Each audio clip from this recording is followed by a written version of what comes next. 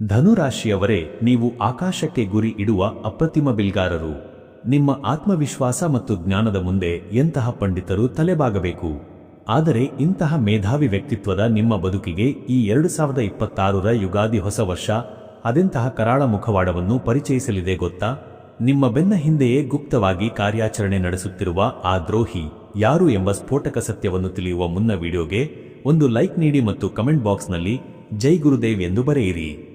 ಸದ್ಯ ನಿಮ್ಮ ಬದುಕಿನ ಕಟು ವಾಸ್ತವ ಹೇಗಿದೆ ಎಂದರೆ, ನೀವು ಯಾರಿಗೆ ದಾರಿದೀಪವಾಗಿ ನಿಂತು ಉನ್ನತ ಸ್ಥಾನಕ್ಕೆ ಏರಿಸಿದ್ದೀರೋ ಅವರೇ ಇಂದು ನಿಮ್ಮ ಏಣಿಯನ್ನೇ ಕೆಡವಲು ಸಂಚು ರೂಪಿಸುತ್ತಿದ್ದಾರೆ.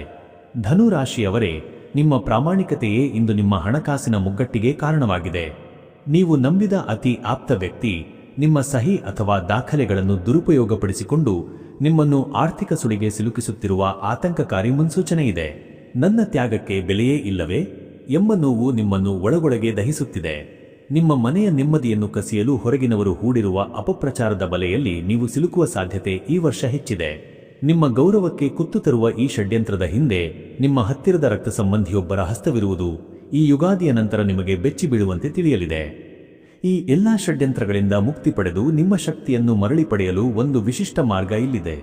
ಈ ಯುಗಾದಿಯ ದಿನ ಒಂದು ಹಳದಿ ಬಣ್ಣದ ದಾರಕ್ಕೆ ಸ್ವಲ್ಪ ಕೇಸರಿಯನ್ನು ಹಚ್ಚಿ ನಿಮ್ಮ ಬಲಗೈಗೆ ಕಟ್ಟಿಕೊಳ್ಳಿ.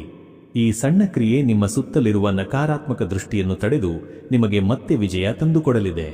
ಹೆಚ್ಚಿನ ಮಾಹಿತಿಗಾಗಿ ಈ ಮೇಲಿನ ನಂಬರ್ಗೆ ಕರೆ ಮಾಡಿ.